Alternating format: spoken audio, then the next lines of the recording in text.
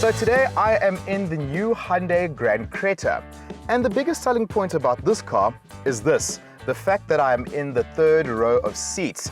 Yes, this vehicle is a 7-seater, and yes, it does seem like I am a bit cramped in here. It may not be the biggest 7-seater, but I can tell you this, as a child or even a teenager, I'd be happy to be sitting right here for a long journey, because I have got a plug to charge my phone, and we all know that youngsters love to have their phones on them. As well as that, I've also got a knob that can help me control the amount of air that's coming in here because I've got vents for this third row. So you can see that Hyundai have definitely thought through the 7-seat configuration in this Grand Creta. But as we know, 7 seats can get a bit tricky. For instance, getting out of them is always a mission. So here's the part where you get to see me try get out of a car like this, and you can laugh at my expense. It's fine, that's fine. I'm okay with that. So I need to start off by pulling this lever here. And this seat will go down like that. This will open up. So that part was actually quite easy. The difficult part comes in now, where I don't want to look like a fat guy climbing out of a supercar. So here goes nothing.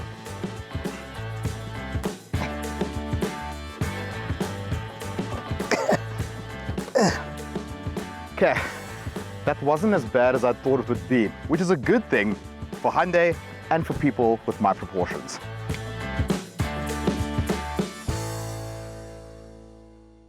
Speaking about proportions, you'll notice that this Grand Creta looks quite similar to its younger sibling, with the only difference being the fact that this one is longer, it's not wider, but it is taller, and it's got an increased ground clearance of 10 millimeters. The front end is still as striking as we remember it, with this chrome embellishments here that really make the vehicle stand out.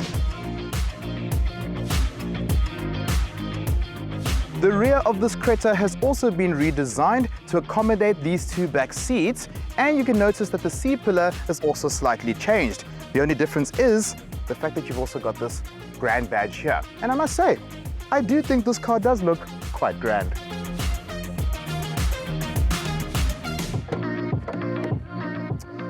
Now, of course, boot space is very important in a family car like this.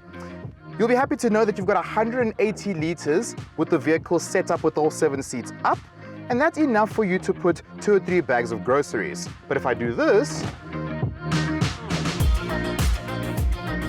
you'll get 579 liters.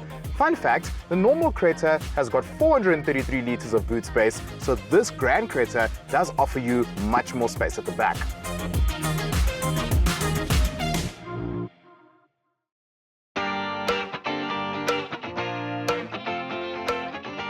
First impressions sitting inside the new Hyundai Grand Creta. I'm impressed by how solid this cabin is, but one criticism I had about the Creta, just the Creta in general, was the fact that the materials used were a bit hard for my liking, and I'm not too happy about them still. That being said, the car inside does not feel cheap. It just feels a little bit hard, but overall, it still looks durable, and it looks like the kind of interior that's going to last for a very long time.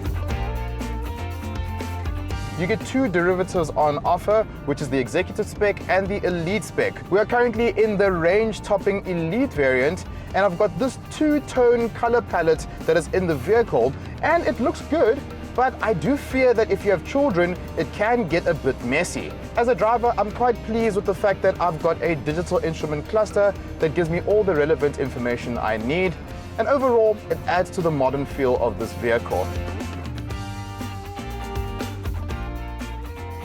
A car like this, I can imagine, is the perfect combination for somebody who doesn't want something more MPV-like, like a Suzuki Ertiga or a Mitsubishi Expander.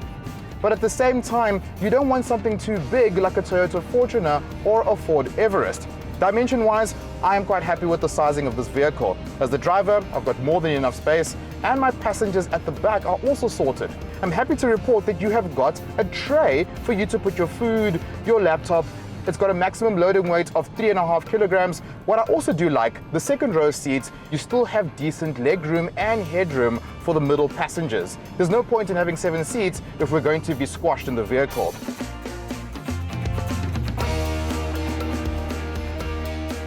Engine-wise, you've got the choice between a 2-liter naturally aspirated engine. You've also got a 1.5 turbo diesel, which we're currently in, and that produces 85 kilowatts and 250 Newton meters. There is a decent amount of torque in this vehicle, but for a car of this size, I would appreciate just a bit more power and a bit more torque. Again, that's just me. For a normal commuter driving this car with your family, I'm sure you'll be more than happy with this power. Currently, the model that I'm in is averaging 7.3 liters per 100 kilometers. The claimed combined cycle is 6.5, but the fleet manager of this brand has told us that on a nice long quiet drive, he got it into the 5-liter mark. So let's talk monies. This Grand Creta starts off at 449,000 Rand, which is not bad if you ask me, and it tops out at 559,000 Rand. Now, I'm struggling looking at that pricing to see where this car fits in. It really doesn't have a competitor, because I wouldn't compare this vehicle to the likes of the Mitsubishi Xpander or the Suzuki Ertiga. So really, it's quite unique, because I'm sure there are consumers out there who are looking for a 7-seater that's not too big or that doesn't look like you are driving an Uber van. And I think now we've got the answer. This car is really quite impressive with its offering. From a comfort, space, and practicality perspective, it really does make sense, and it's not badly priced too.